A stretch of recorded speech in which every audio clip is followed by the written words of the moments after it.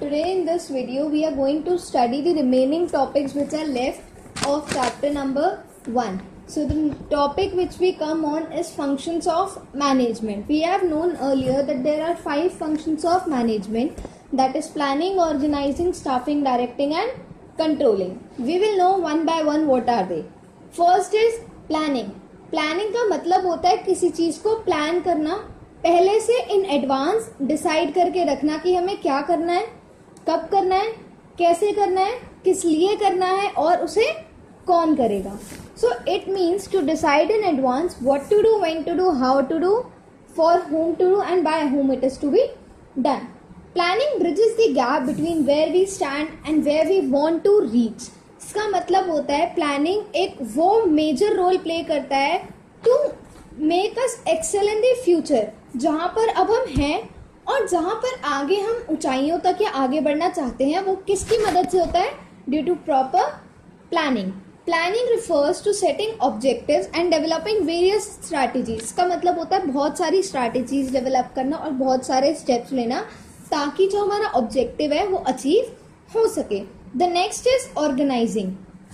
Organising का मतलब होता है जो सारे रिसोर्सेज हैं या जो सारी एक्टिविटीज हमारी ऑर्गेनाइजेशन में हो रही हैं उन सबको अच्छे से ऑर्गेनाइज करना, ह्यूमन फिजिकल रिसोर्स सबको अच्छे से ऑर्गेनाइज करना, अथॉरिटी रिस्पॉन्सिबिलिटी रिलेशन बताना, सबको ये बताना कि कौन किसको अकाउंटेबल है. मतलब सारी चीज जो भी हमने प्लान करी है उनको एक एक्शन, थोड़े से एक्शन में लाके सब कुछ अच्छे से ऑर्गेनाइज करना. The next function of management is staffing. Staffing का मतलब होता है putting right people at right job.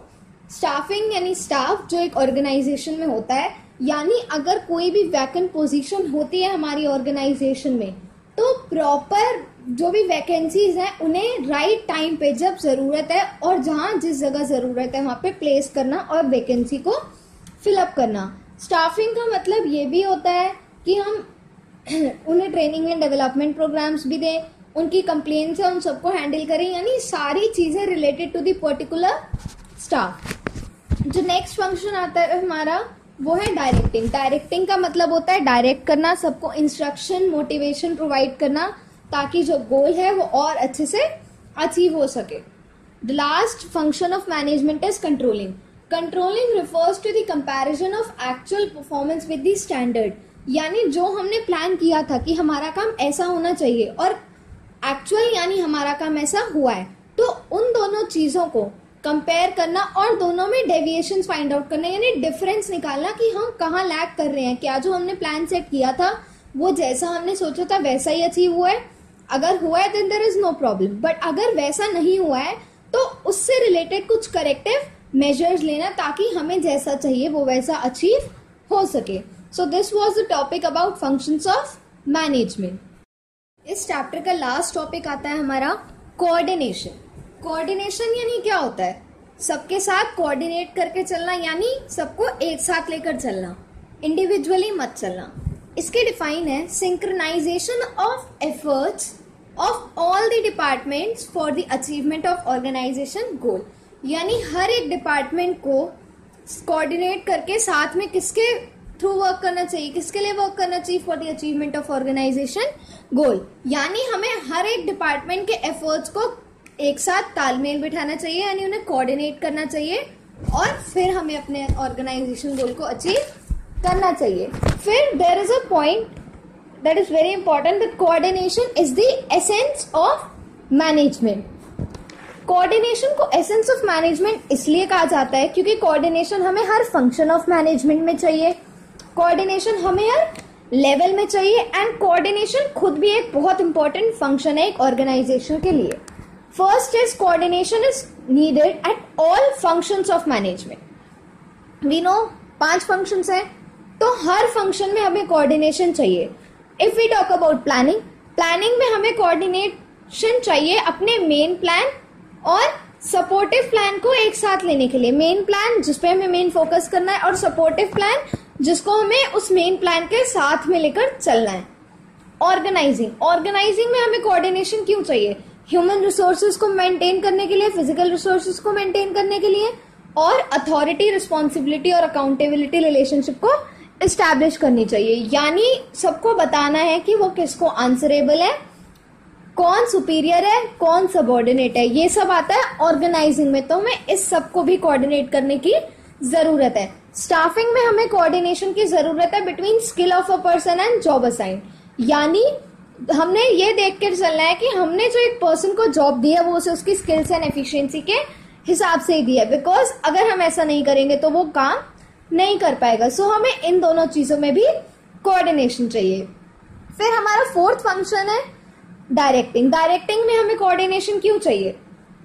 ताकि हम अच्छे से इंस्ट्रक्शन दे पाए, उन्हें मोटिवेट, गाइड, सुपरवाइज कर पाए।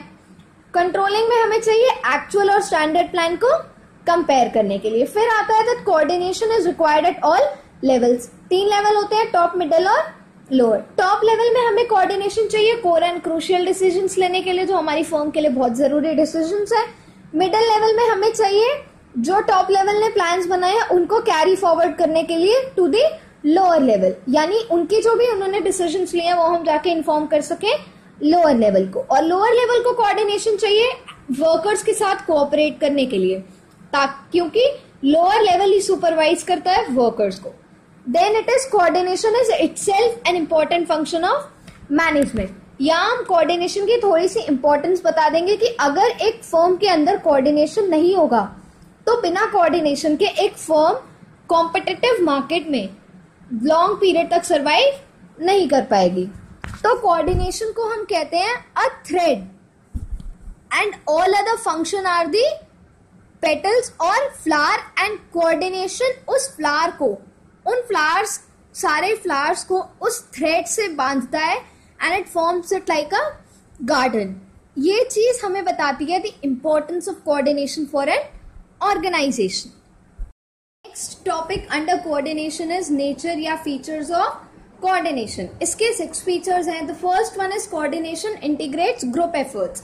इट मीन्स कि कोऑर्डिनेशन ये इंश्योर करता है कि हर एक इंडिविजुअल अलग अलग काम नहीं कर रहा है। The efforts of each and every single individual जो उस ऑर्गेनाइजेशन में काम कर रहा है, उनके एफर्ट्स को एक साथ यूनाइट किया जाए and it is led to a common direction that is achievement of organisational goals. The next feature of coordination is it ensures unity of efforts.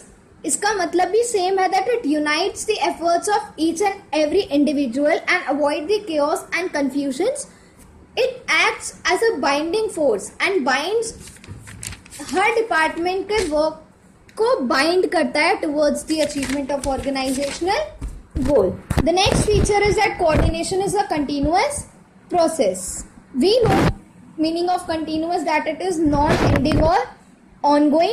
Coordination एक कंटिन्यूअस प्रोसेस है बट उसकी degree vary कर सकती है, क्योंकि हमें कहीं कम coordination की रिक्वायरमेंट हो सकती है, कहीं ज्यादा कोऑर्डिनेशन की रिक्वायरमेंट हो सकती है, बट पूरी ऑर्गेनाइजेशन जब तक सरवाइव कर रही है उन्हें कोऑर्डिनेशन चाहिए। The next is that coordination is a pervasive function. Pervasive means that it is required anywhere and everywhere, यानी हमें कोऑर्डिनेशन हर जगह चाहिए, चाहे वो लेवल्स हो, चाहे वो फंक्शंस हो, चाहे वो कोई बिजनेस, नॉन बिजनेस, कोई भी ऑर्गेनाइजेशन हो, बट वहां पे हमें कोऑर्डिनेशन चाहिए। द नेक्स्ट नेचर या feature is that it is the responsibility of all managers.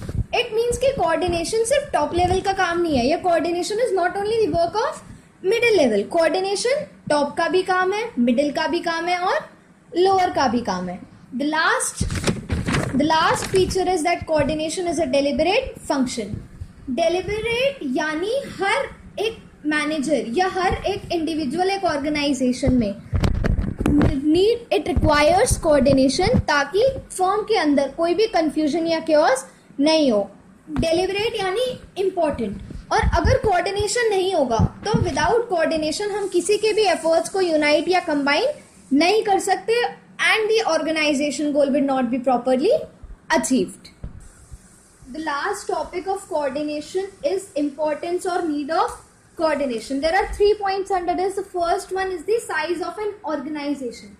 Size of the organization में ये आ जाएगा that अगर वहाँ large scale organization है, अब large है तो वहाँ ज़्यादा लोग काम कर रहे होंगे, उनके high objectives होंगे, high goals होंगे, तो large scale organization में हमें ज्यादा कोऑर्डिनेशन की रिक्वायरमेंट है as compared to small scale organisation, और स्मॉल में कम लोग काम कर रहे होंगे तो वहां पे हमें कम कोऑर्डिनेशन की रिक्वायरमेंट है. Next point is functional differentiation. Functional differentiation यानी अगर कोई भी ऑर्गेनाइजेशन अपने काम को function wise different sections, divisions या डिपार्टमेंट्स में डिवाइड करती है तो उस एरिया में हमें हर डिपार्टमेंट के एफर्ट्स को कोऑर्डिनेट करना पड़ेगा. तो वहां पर हमें ज्यादा कोऑर्डिनेशन की नीड है ताकि डिफरेंसेस ना आए और ऑर्गेनाइजेशनल गोल अचीव हो सके. और अगर कोई ऑर्गेनाइजेशन फंक्शनली डिफरेंशिएटेड यानी डिपार्टमेंट्स में डिवाइड नहीं है तो वहां कम कोऑर्डिनेशन की रिक्वायरमेंट है. And the last point is specialisation. Specialisation का मतलब होता है कि अगर एक फर्म स्पेशलाइज है यानी उसमें बहुत ज्यादा एक्सपर्ट्स होंगे, हाई एक्सपर्ट्स होंगे, हर एक्सपर्ट को ज्यादा नॉलेज होगी. तो जिस ऑर्गेनाइजेशन में बहुत ज्यादा एक्सपर्ट्स हैं तो उसमें हमें ज्यादा कोऑर्डिनेशन चाहिए. क्यों? क्योंकि अगर हर एक्सपर्ट अपने तरीके से काम करेगा, हर एक्सपर्ट का काम करने का तरीका अलग होगा, तो अगर हर एक्सपर्ट अपने अपने तरीके से चलेगा तो हमारा ऑर्गेनाइजेशनल गोल अचीव नहीं हो पाएगा. तो हमें नीड है सारे एक्सपर्ट्स के एफर्ट्स को कोऑर्डिनेट करने की. So here is end of the chapter number 1 of business studies. If you like my video and found it useful, so don't forget to share, subscribe and like. This is Twinkle Midha signing out.